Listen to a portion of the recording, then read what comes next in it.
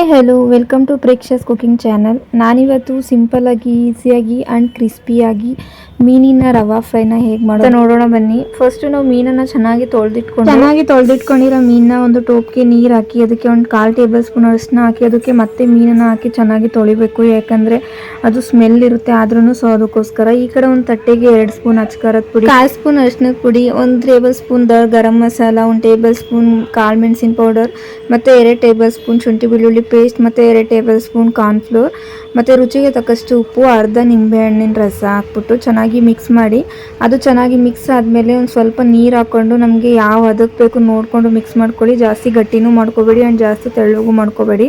So ನೋಡಿ ಈ ಥರ ಬಂದಿದೆ. ಇದಾದಮೇಲೆ ನಾವು ಮೀನನ್ನು ಈ ಥರ ಕಟ್ ಮಾಡಿ ಇಟ್ಕೋಬೇಕು. ಮಸಾಲೆ ಎಲ್ಲ ಚೆನ್ನಾಗಿ ಹಿಡಿಯೋದಕ್ಕೋಸ್ಕರ ಈ ಥರ ಕಟ್ ಮಾಡಿರೋದು. ಸೊ ಮಸಾಲೆನ ಎಲ್ಲ ಮೀನು ಸಹ ಇದೇ ಥರ ಕಟ್ ಮಾಡಿಕೊಂಡು ಚೆನ್ನಾಗಿ ಹಾಕಬೇಕು. ಮಸಾಲೆ ಅಂದ್ರೆ ಒಳಗಡೆ ಎಲ್ಲ ಹೋಗೋ ಹಾಗೆ ಚೆನ್ನಾಗಿ ಮಸಾಲೆ ಎಲ್ಲ ಸವರಿಟ್ಕೊಂಡು. ಸೊ ನೋಡಿ ಇವಾಗ ಎಲ್ಲ ಕ್ಲಿಯರಾಗಿ ಚೆನ್ನಾಗಿ ಆಗಿದೆ.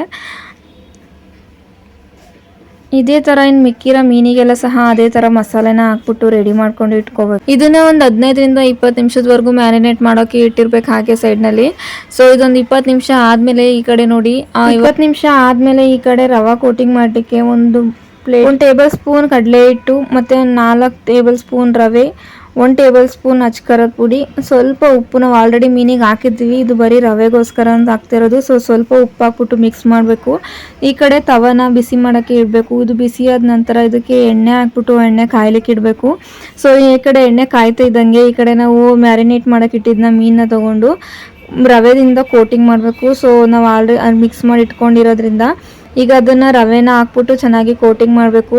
ನಾವೇನಿವಾಗ ಮ್ಯಾರಿನೇಟ್ ಮಾಡೋಕ್ಕೆ ಇಟ್ಟಿದ್ದು ಸೊ ಹಾಗೆ ಡೈರೆಕ್ಟಾಗೂ ಸಹ ತವೆನಲ್ಲಿ ಫ್ರೈ ಮಾಡ್ಕೋಬೋದು.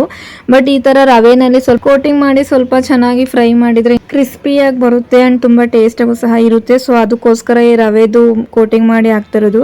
ಸೊ ಈ ಕಡೆ ನೋಡಿ ತವೆ ಕಾದಿದೆ, ಇದಕ್ಕೋಸ್ಕರ ಕೋಟಿಂಗ್ ಮಾಡಿರೋದನ್ನ ಇವಾಗ ಹಾಕಿ ಇದು ಚಿಕ್ಕ ತವೆ ಆಗಿರೋದ್ರಿಂದ ನಾನು ಒಂದೊಂದೇ ಮಾಡ್ತಾಯಿದ್ದೀನಿ. ಸೊ ಇದನ್ನು ಒಂದು 10 ನಿಮಿಷ ಬೇಯಲಿಕ್ಕೆ ಬಿಡಬೇಕು. ಈ ಕಡೆ ಒಂದು 10 ನಿಮಿಷ ಬೇಯೋ ಅಷ್ಟರೊಳಗೆ ಇನ್ನೊಂದು ಮೀನನ್ನ ರೆಡಿ ಮಾಡ್ಕೋಬೇಕು ಕೋಟಿಂಗ್ ಮಾಡಲಿಕ್ಕೆ. ಈ ಕಡೆ ರವೆ ಹಾಕ್ಬಿಟ್ಟು ಇದನ್ನು ಕೋಟಿಂಗ್ ಮಾಡಲಿಕ್ಕೆ ರೆಡಿ ಹಾಕ್ಬಿಟ್ಟು ಈ ಕಡೆ ನೋಡಿ 10 ನಿಮಿಷ ಆಗಿದೆ. ಸೊ ಒಂದು ಕಡೆಯಿಂದ ಇನ್ನೊಂದು ಕಡೆ ತಿರುಗಿಸಿ ಇಟ್ಟು ಬೇಯಿಸಬೇಕು. ಒಂದು ಕಡೆ ಬೆಂದಾಗಿದೆ ನೋಡಿ. ಇವಾಗ ಒಂದು 5ರಿಂದ 10 ನಿಮಿಷ ಸಾಕು, ಇದು ಮೀನು ಬೇಗ ಬೇಯೋದ್ರಿಂದ.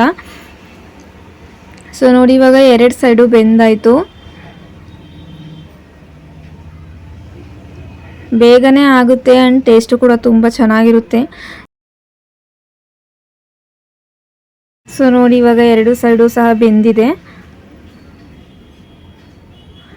ಈ ಕಡೆ ಇದನ್ನು ಬೆಂದಾದ್ಮೇಲೆ ತೆಗೆದಿಟ್ಟು ಇನ್ನೊಂದು ಮತ್ತೆ ಮೀನನ್ನು ಹಾಕ್ಬಿಟ್ಟು ಅದನ್ನು ಅಷ್ಟೇ ಹೀಗೆ 5 ನಿಮಿಷ 10 ನಿಮಿಷ ಚೆನ್ನಾಗಿ ಬೇಯಿಸ್ಕೋಬೇಕು. ಇದನ್ನು ಬೇಯಿಸ್ಕೊಂಡಾದ್ಮೇಲೆ ಸೊ ನೋಡಿ ಇವಾಗ ರೆಡಿಯಾಗಿದೆ. ಸೊ ನೋಡಿದ್ರಲ್ಲ, ಕ್ರಿಸ್ಪಿ ಆ್ಯಂಡ್ ಟೇಸ್ಟಿಯಾಗಿರೋ ಈ ಮೀನಿನ ರವಾ ಫ್ರೈ ನಿಮಗೆ ಇಷ್ಟ ಆಗಿದ್ರೆ ಪ್ಲೀಸ್ ಲೈಕ್ ಮಾಡಿ, ಶೇರ್ ಮಾಡಿ ಆ್ಯಂಡ್ ಸಬ್ಸ್ಕ್ರೈಬ್ ಮಾಡಿ. Thank you for watching video.